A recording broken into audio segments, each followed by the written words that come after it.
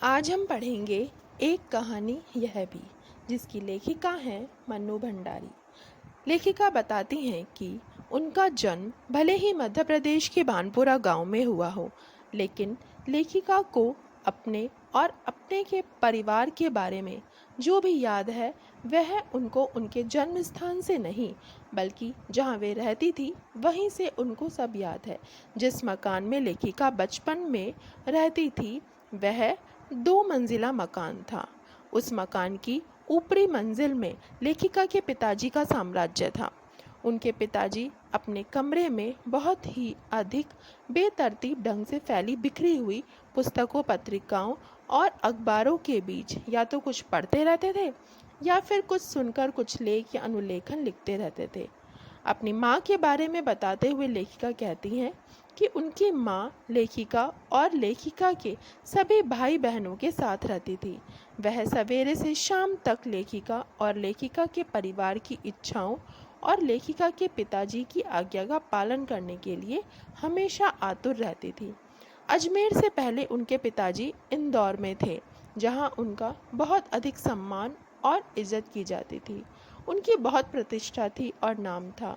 उनके पिताजी केवल शिक्षा का उपदेश नहीं देते थे, बल्कि उन दिनों वे 8-10 विद्यार्थियों को अपने घर रखकर पढ़ाया भी करते थे और उनके पढ़ाए विद्यार्थी ऊंचे ऊंचे पदों पर भी पहुंचे। लेखिका अपने पिताजी के 2 व्यक्तित्व के बारे में बताती हैं कि पहले वो बेहद कोमल और संवेदनशील व्यक्ति थे और बाद में बेहद क्रोधी और स्वयं को दूसरे से बढ़कर समझने वाले अर्थात घमंडी भी थे। लेखिका के पिताजी को उनके काम में बहुत अधिक नुकसान हो गया था। इस आर्थिक झटके के कारण वे इंदौर से अजमेर आ गए थे, जहां उन्होंने अपने अकेले के बलबूते और हौसले से कई जो शब्दकोश लिखे और अधूरे कामों को पूरा किया। उस समय अंग्रेजी हिंदी शब्दकोश पहला और अकेला शब्दकोश था। लेखिका बताती हैं कि इस शब्दकोश में उनके पिताजी का नाम और सम्मान तो बहुत दिया, लेकिन उन्हें आर्थिक सहायता नहीं मिली। आर्थिक सहायता के खराब होने के कारण उनके स्वभाव के सभी सकारात्मक पहलू खोते चले गए और वह गिरती आर्थिक स्थिति के कारण सफलता से असफलता की ओर खिसकने के कारण अपने गुस्सा पत्नी और लेखिका पर निकाला करते थे। लेखिका के पिता पहले सभी पर विश्वास करते थे, परंतु अपनों से धोखा खाने के बाद कभी कभी लेखिका के पिता कुछ बातों पर अपने ही परिवार के लोगों पर भी संदेह करने लगे। लेखिका अपने पिता के बारे में बताकर कहती हैं कि उनके अंदर कुछ अच्छाइयाँ और बुराइयाँ थी जो लेखिका के व्यक्तित्व में भी आ गई। लेखिका बताती हैं कि आज भी जब कोई उनका परिचय करवाते समय कुछ विशेषता बताता है लेखिका की, तो लेखिका को खुद से भरोसा नहीं होता कि वह इस उपलब्धि को प्राप्त करने लायक थी। इस कारण बताते हुए कहती हैं लेखिका कि शायद कि अचेतन मन में किसी परत के नीचे अब भी कोई हीन भावना दबी हुई है, जिसके चलते लेखिका को अपनी किसी भी उपलब्धि पर भरोसा नहीं हो पाता। सब कुछ लेखिका को ऐसा लगता है जैसे लेखिका को किस्मत से मिल गया हो। लेखिका अपनी माँ के बारे में बताते हुए कहती हैं कि उनकी माँ उनके पिता के ठीक विपरीत थी। लेखिका के पिताजी का जैसा स्वभाव था, लेखिका की माँ का स्वभाव उसका उल्टा था। अपने माँ के धैर्य, शांति और सब्र की तुलना लेखिका धरती से करती हैं। लेखिका और उनके भाई बहनों का सारा लगाव उनकी माँ के साथ था। लेखिका कहती हैं कि वह अपने 5 भाई बहनों में सबसे छोटी थी। जब लेखिका की बड़ी बहन की शादी हुई, उस समय लेखिका की उम्र 7 वर्ष की थी और लेखिका से 2 साल बड़ी बहन सुशीला थी। लेखिका बताती हैं कि हम सब आंगन में बैठकर सारे खेल खेला करते थे, जैसे लंगड़ी टांग, पकड़म पकड़ाई और पास पड़ोस की सहेलियों के साथ कमरों में गुड्डे गुड़ियों का बिहार रचाना भी किया करते थे। वैसे तो खेलने को लेखिका और उसकी बहन ने भाइयों के साथ गिल्ली डंडा भी खेला और पतंग उड़ाए, लेकिन जहाँ लेखिका के भाइयों की खेल गतिविधियों का दायरा घर के बाहर अधिक रहता था, लेखिका और उनकी बहन की खेल की गतिविधियाँ घर के अंदर थी। लेकिन लेखिका बताती हैं कि उस जमाने में घर की दीवारें घर तक ही समाप्त नहीं हो जाती थी, बल्कि पूरे मोहल्ले तक रहती थी। बल्कि कुछ तो ऐसे थे जो घर के परिवार का हिस्से की तरह थे। लेखिका पुराने समय के पड़ोस कल्चर को आज के फ्लैट सिस्टम से बहुत अधिक अच्छा और सुरक्षित मानती हैं।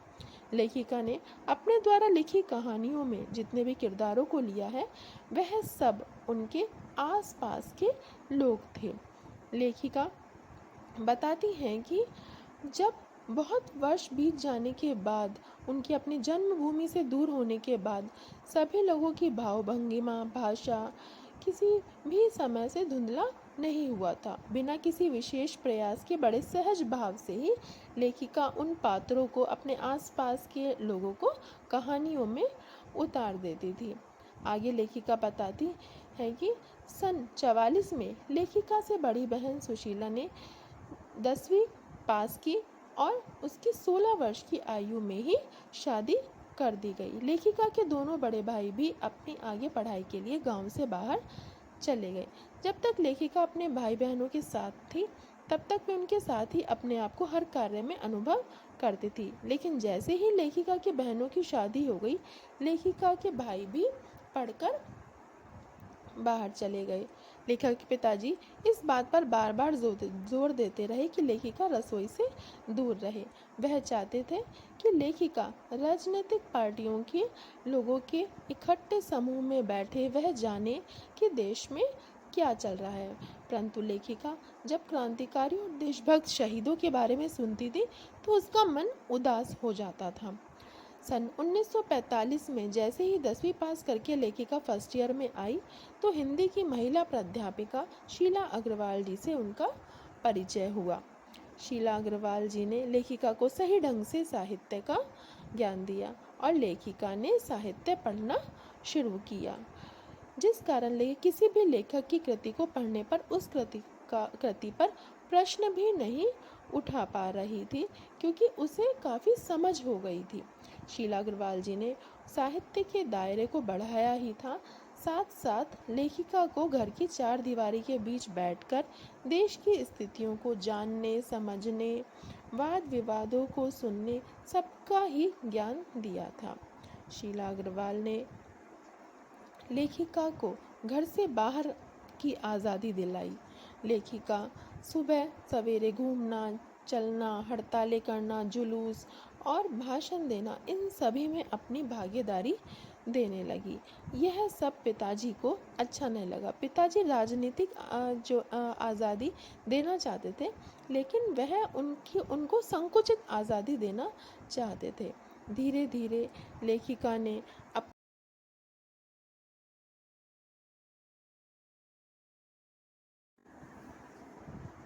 अपने साथ कॉलेज की लड़कियों को भी ले लिया। लेकिन सन 1947 में मई के महीने में प्राध्यापिका शीला अग्रवाल जी को कॉलेज वालों ने लड़कियों को भड़काने और कॉलेज का अनुशासन बिगाड़ने के आरोप में नोटिस थमा दिया। इस बात को लेकर कई हुड़दंग मचे, लेकिन जुलाई में थर्ड ईयर की क्लासेस भी हुड़दंग को रोकने के लिए बंद करा दी गई। लेखिका और उनकी साथी छात्राओं का कॉलेज में प्रवेश बंद करा दिया गया। परंतु लेखिका और उनके साथियों ने हुड़दंग तो बाहर रहकर भी इतना मचाया कि कॉलेज वालों को अगस्त के आखिर में थर्ड ईयर खोलना पड़ा। लेखिका और बाकी साथियों को जीत की खुशी तो थी, पर उनके सामने इससे भी बहुत बड़ी खुशी थी, जिसके 47 अर्थात आज़ादी की खुशी।